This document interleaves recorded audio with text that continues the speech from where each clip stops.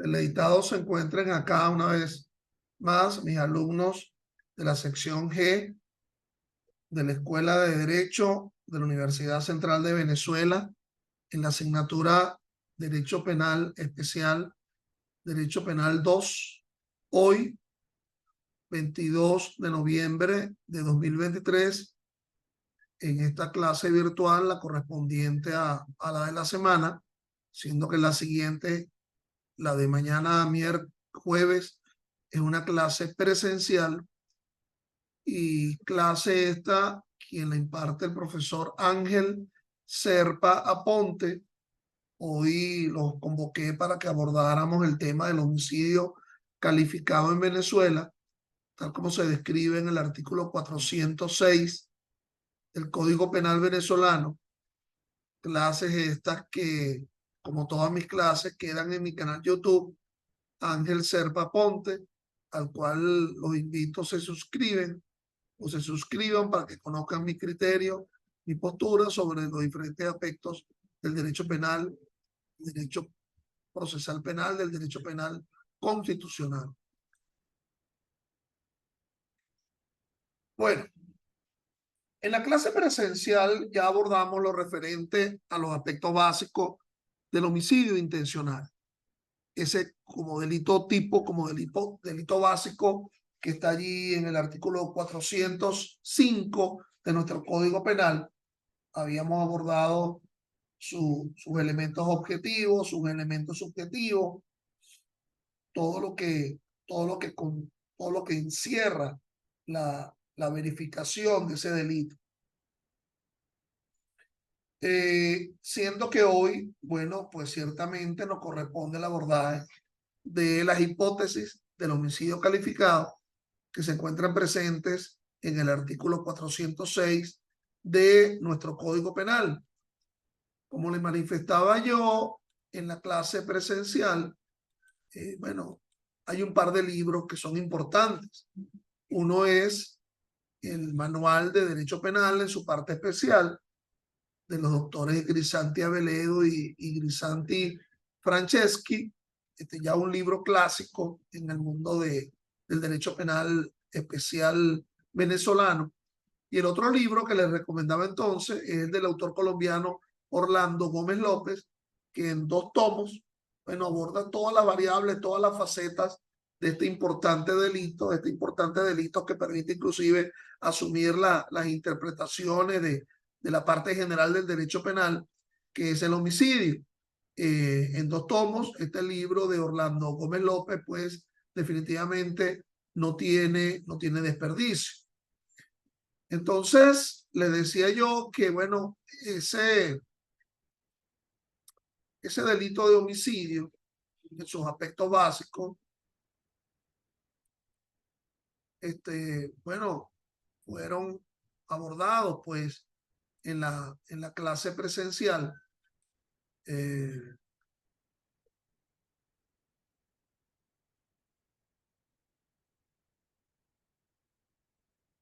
Le decía yo que el Código Penal no hace más que respetar el elenco de derechos y de garantías que están presentes en nuestra propia Constitución. En nuestra Constitución, en el artículo 43, se establece el derecho a la vida es inviolable, la inviolabilidad de la vida. Ninguna ley podrá establecer la pena de muerte, ni autoridad alguna aplicarla. El Estado protegerá la vida de las personas que se encuentren privadas de su libertad, prestando el servicio militar o civil o sometidas a su autoridad o en cualquier otra forma. Con lo cual, dada esa protección del artículo 44 dentro del elenco de derechos y garantías previstos en la Constitución, bueno, ninguna otra cosa distinta podría ser el derecho penal, y por lo tanto esa familia de delitos que se ubican a partir del artículo 405 obran en función de la protección del llamado derecho a la vida. El homicidio intencional tiene hasta una regulación por parte del derecho convencional, los tratados, convenios, acuerdos, instrumentos internacionales.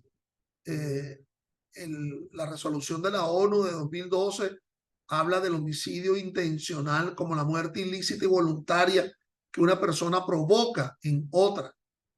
De igual forma, dentro de esa instrumentalidad de la Convención Penal Internacional, como se describe en el artículo 23 de nuestra Constitución, bueno, nada menos que la Declaración Universal de los Derechos del Hombre, adoptada por la Asamblea General de las Naciones Unidas en diciembre de 1948, propugna, establece que la vida es un bien supremo.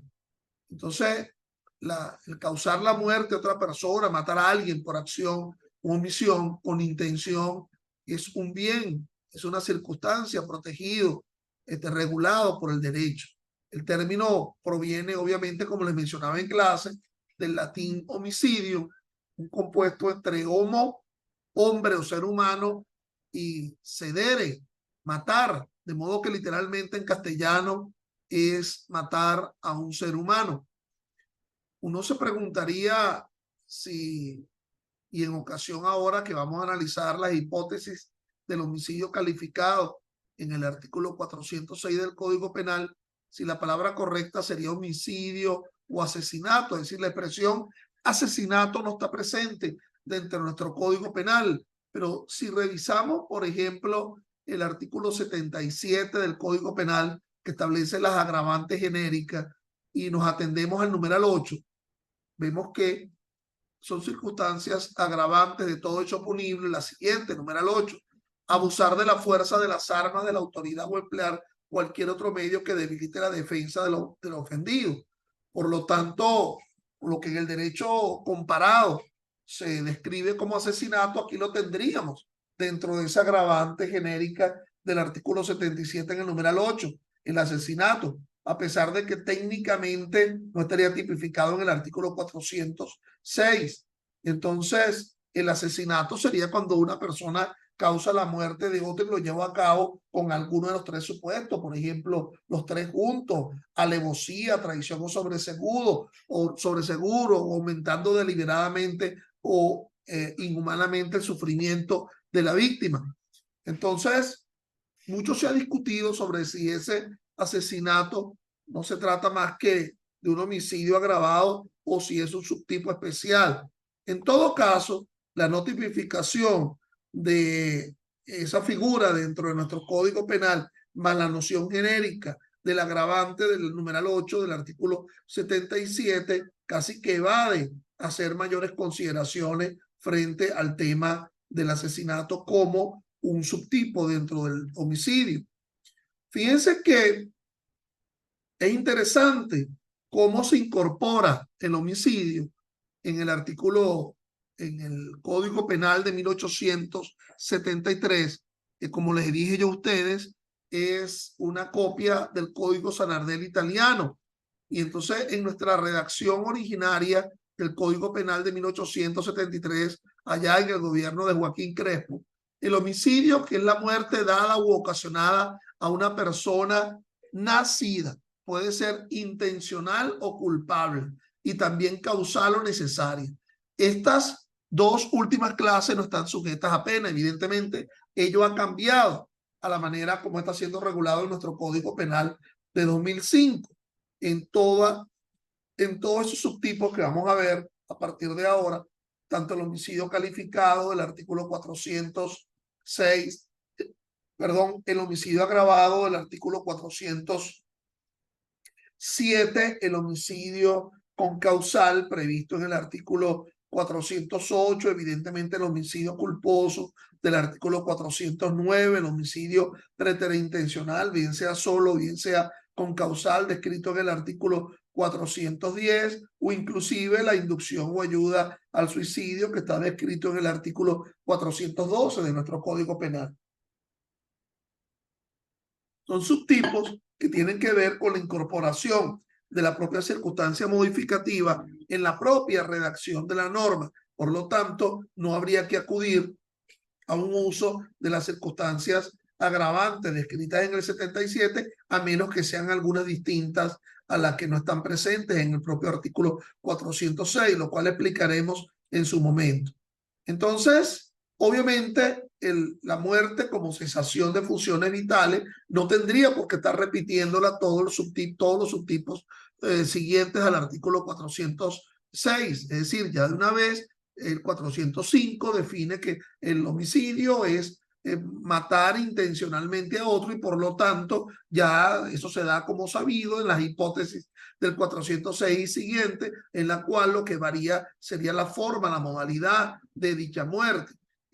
Para que el homicidio se concrete, es necesario evidentemente que la víctima esté viva. Conforme al artículo 16 del Código Civil, son personas naturales todos los individuos de la especie humana. Por lo tanto, hay que hacer la distinción entre el aborto y el homicidio, en el sentido de que en el homicidio ya la persona ha nacido.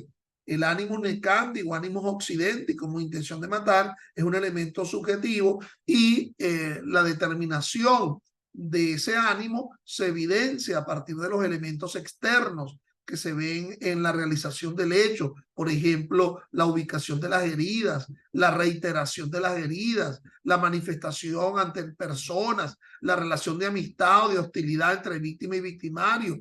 Y ello porque evidentemente cuando no se da el perfeccionamiento del delito y entonces no se agota, y estaríamos hablando de un homicidio imperfecto, bien sea por la tentativa o la frustración, el problema entonces sería abordar si lo que se tuvo era un ánimo de lesionar o era un ánimo de matar. Entonces, pues evidentemente que el aspecto externo de la ubicación de las heridas define esa diferenciación entre esa representación de del propósito de muerte, que se verifica a partir de concretos actos ejecutivos en la ubicación de las heridas, como una modalidad para definir esa diferenciación. Les había dicho yo en esa clase presencial que, bueno, que los medios de comisión se ubicarían entre los medios físicos, y hasta se cuestiona si puede haber el medio moral como un medio que sea capaz de causar la muerte. Bueno, evidentemente el objeto jurídico es la necesidad de la protección de la vida, siendo que el elemento material, bueno, está plasmado en el haber dado muerte, definitivamente. Bueno, entonces aquí definitivamente vamos a comenzar a abordar esas hipótesis de el homicidio descritas en el artículo 406. Recuerden lo que habíamos abordado en la clase presencial sobre la incidencia, la manifestación, el hecho de cómo valorarse la culpa de la víctima cuando la víctima haya podido patológicamente, excepcionalmente en ese caso, haber querido que lo matara. Entonces, ¿cómo se reflejaba eso a nivel de la reiterada sanción frente al homicida? Bueno, mis estimados, recuerden ustedes que existen circunstancias modificativas de la responsabilidad penal que se verifican frente a todo tipo de delito. Ellas están descritas en el artículo 77 del Código Penal, que son las agravantes genéricas, y cuando las circunstancias son atenuantes, están descritas en el artículo 74 del Código Penal. Ahora bien, estos subtipos que vamos a analizar a partir de ahora, vinculado a el homicidio calificado, es porque de una vez en la propia comisión del hecho, ya el hecho se ve agravado. Es decir, que no hay necesidad de acudir a ese aumento que iría del término medio al límite superior del homicidio intencional, sino que ya de una vez el legislador incorpora la agravante, y aquí la doctrina la denomina calificante, porque en realidad es un tratamiento de la doctrina, la definición de las hipótesis del homicidio calificado, estas calificantes, que son muchas, que son plurales, dentro de ese artículo 406. Como se darán cuenta, me imagino que estas clases las están ustedes asumiendo, leyendo, teniendo el Código Penal a la mano, y teniendo el Código Penal a la mano te darás cuenta que ese 406 encierra diferentes numerales, y dentro de esos diferentes numerales hay diferentes hipótesis. Es decir, que cuando tú me identifiques una de las hipótesis del homicidio calificado, no basta con que exclusivamente me menciones el numeral del artículo 406, sino la hipótesis específica que está descrito dentro del numeral del artículo 406. Te darás cuenta cuando ves esas hipótesis del artículo 406 del homicidio calificado que unos obran en función del tipo de relación que se tiene entre victimario y víctima. Eso es lo que califica este homicidio, pero también en otro caso, a partir de la modalidad comisiva per se o a partir de la vinculación del homicidio en la ejecución de otro tipo de delito. Entonces, estas serían las circunstancias que de alguna forma hacen calificar y por lo tanto de una vez ubican una pena que todavía se da en el ámbito de la dosimetría penal, porque aun cuando sean subtipos penales, te darás cuenta que tiene un límite inferior y un límite superior, y por lo tanto es de orden público, aún en los subtipos, acudir al término medio, en la individualización, en la identificación de la sanción. Profesor, y entonces del término medio irnos al límite superior o al límite inferior. Bueno, ello dependería de si en el caso del límite inferior, esa comisión de ese subtipo penal calificado se está dando con alguna de las circunstancias descritas en el artículo 74 del Código Penal. Por ejemplo, hay una que es la llamada condición etaria, cometer el delito teniendo entre 18 y 21 años de edad. Disculpe, si están escuchando esta bulla, este ruido, lo están escuchando, es porque, bueno, cercano a mi casa están haciendo unos trabajos y me es imposible, pues, suspender esta reunión de hoy por unos simples golpeteos en una pared. Entonces, de verdad, me van a disculpar, pero vamos a continuar con esto. Es casi imperceptible de parte de ustedes.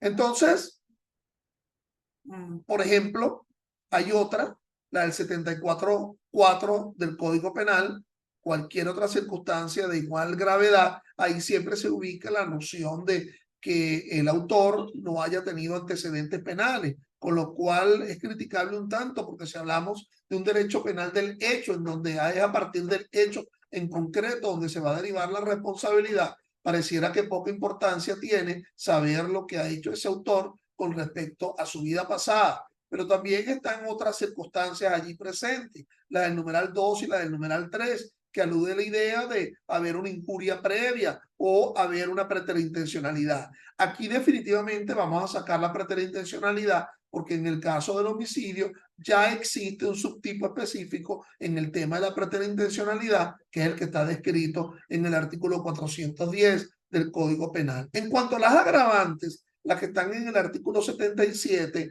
bueno, si alguna de las agravantes que están presentes en el artículo 406 no coinciden, no calzan perfectamente con las agravantes que están en el artículo 77 del Código Penal, hay razón, ciertamente, para verificar si alguna de las agravantes del artículo 77 se aplican al subtipo del artículo 406. Y entonces, por ejemplo, como lo abordarán conmigo, el hecho de que el 406 conlleve el subtipo de cometer el homicidio con alevosía, pero no habla nada de la premeditación, siendo que la premeditación conocida, si está presente en el artículo 77, entonces ese subtipo del homicidio calificado con alevosía pudiera verse agravado si además de alevosía lo está realizando con premeditación, y pudiera no verse agravado si se queda y quedándonos entonces en el término medio del 406 numeral primero, sí, de no haber premeditación. Entonces, es decir, no puede haber un doble solapamiento, una doble solapa pues de la propia circunstancia, no puede haber una doble incorporación, una doble agravante. Entonces, bueno, sin más, vamos a empezar a abordar las hipótesis porque el tiempo apremia. Recuerden ustedes que al culminar esta primera sesión, ustedes se van a incorporar con las mismas coordenadas con las cuales ingresaron a esta primera sesión, ¿verdad? Van a incorporarse para la segunda parte de la clase de hoy. Bueno, entonces, fíjense, el 406 nos habla que se aplicará la pena en su numeral primero de 15 a 20 años de prisión. Nota que aquí, a pesar de que el delito tiene mayor entidad, porque se aumenta la pena, se rebaja un tanto el tipo de pena, prisión, siendo que en el caso del homicidio, como lo ven en la lámina, el artículo 405, es presidio, que es una pena superlativa porque tiene mayores penas accesorias conforme al 13 del Código Penal. La prisión tiene menos penas accesorias conforme al 16 del Código Penal. Pero bueno, arbitrariedad del legislador. En todo caso, los centros de internamiento, bueno, son tan similares para el que haya cometido un delito presidiable como el que haya cometido un delito prisional. Entonces, de 15 a 20 años a quien comete el homicidio por medio de veneno, vamos con la primera hipótesis de veneno, ¿verdad? Entonces, esa comisión de el veneno como medio comisivo, yo primero quiero significarle que ha sido abundante la jurisprudencia de la Sala de Casación Penal sobre lo que aquí se lee, es decir, el deber de indicar expresamente la circunstancia contemplada en el ordinal primero. Siempre que se vaya a imputar a alguien por un homicidio calificado, existe el deber por parte del titular de la acción penal de indicar expresamente cuál de las circunstancias, si es por alevosía, si es por premeditación. Esto se deriva, bueno, de una sentencia, pues, del año 2000 que está allí expresada. Ahora bien, quien cometa el homicidio por veneno. Entonces, de acuerdo a nuestro gran maestro, el doctor Abeledo Grisante, es menester que cuando se haya escogido esta causal es porque se ha demostrado que intencionalmente se tomó el veneno como medio de perpetrar el homicidio. Si alguien le suministra a otro una bebida por una forma no conocida del carácter venenoso de la misma, pues pudiera inclusive hasta ni siquiera ser responsable por el homicidio culposo, sin ni siquiera ser un problema de imprudencia. Bueno, porque asumía, creía francamente que lo que le estaba suministrando era un té. Es decir, tiene que validarse expresamente la intención del uso del veneno como medio para causar esa muerte, lo cual uno entiende por qué la pena de tanta importancia. Bueno, porque dentro de los convencionalismos sociales está el ofrecerle a alguien una bebida como algo absolutamente normal. Es decir, dentro de los convencionalismos sociales, no escandaliza tanto el ofrecer una bebida, ¿verdad? Es casi común, es casi como usual frente al hecho de que yo te esté apuntando con un arma de fuego, lo cual se evidencia y el carácter letal, porque evidentemente el arma de fuego no es más que la propia sinonimia de la muerte. Es decir, ¿para qué se tiene un arma de fuego? ¿Y para qué se tiene una sustancia? Una sustancia se tiene para calmar una sed o para una bebida espirituosa, en el sentido de querer alegrar a otro o para remediar una enfermedad, los remedios. Entonces, la intención de utilizar el veneno como medio para causar la muerte. ¿Qué es veneno?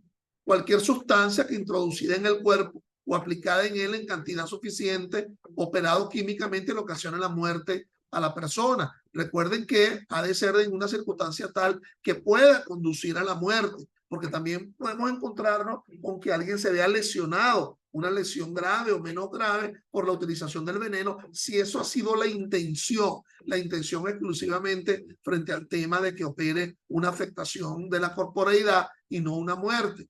El veneno, recuerden ustedes que opera siempre en pequeñas dosis. Como se dice, el veneno siempre viene en frascos pequeños, es como el perfume. Toxicológicamente se considera veneno cuando es relativamente pequeña la diferencia que existe entre la dosis terapéutica y la dosis nociva o letal, porque se pudiera pasar de un remedio a ser un veneno. Entonces, es decir, el tema de la cantidad y de la calidad es lo que obra para que en dosis suficiente sea lo eficiente para poder causar la muerte. Es evidente que este homicidio calificado admite los grados de tentativa y de frustración. Es decir, se quiso matar a alguien con veneno, mas sin embargo el medio era esencialmente inidóneo. Mi voluntad era querer causar la muerte, así lo manifesté, así lo escribí, así se lo dije saber a otros. Mas sin embargo el medio era inidóneo, faltaban determinadas dosis, determinadas circunstancias para poder causar la muerte, pero ese era el propósito y esa era, aunque sea en pequeña cantidad, y por ello es que verificamos el tema de la inidoneidad como parte de lo que se denomina la causa que hace a un responsable a el autor porque se puso en peligro en una determinada proporción la vida de otro. Lo que se diferencia con respecto a la frustración es que, bueno, la dosis es lo suficientemente letal. La dosis no hay duda. Cualquier persona con cualquier peso, con cualquier edad o con cualquier conformación física podía haberle causado la muerte. Pero ocurrió que, bueno, se cayó el veneno. La famosa expresión, se cayó el veneno y entonces el perrito que estaba lamiendo el piso se murió ipso facto, tipo película mala, tipo guión de película mala. Y entonces, bueno, analizamos, recordemos que aquí hay una mala palabra que no quiero que la utilicen nunca, pero que aquí sería abordable, que sería el tema de la prueba. Se analiza y se dice, bueno, la dosis era suficiente para causar la muerte. ¿Y de dónde provino? Provino de la taza. ¿Y de dónde provino de la taza? De haber sido servido por el agente. Y el agente tenía noción, sí, claro, fue el que virtió. 2 o 3 testigos vieron cuando vertió el veneno en la taza. Entonces, disculpen, ello como una circunstancia pues que revela la intención de causar esa muerte y la voluntad en procura de ella. Es decir, para que exista tentativa no es suficiente con que la gente haya mezclado el veneno en una bebida o comida. Ha de ser necesario que después que ofrezca el alimento o el remedio emponzoñado al sujeto pasivo lo coloque de tal manera que la víctima deba tomarlo. Y bueno, y resulta que la víctima no lo toma, pero eficientemente, objetivamente, la taza tenía una cantidad lo suficiente de veneno. Existirá frustración cuando después que el sujeto activo ha suministrado al pasivo el veneno, esa persona la desintoxican. Es decir, se le aplica un antídoto que le resta el efecto al veneno que conllevaba inevitablemente a la causa de la muerte. Entonces, la calificante, el hecho de que se califique este delito, el homicidio por veneno, y que sea así asumido como homicidio calificado es, bueno, evidentemente dado el grado alto de peligrosidad que una circunstancia como tal en el ámbito de el relacionamiento normal, en las costumbres normales,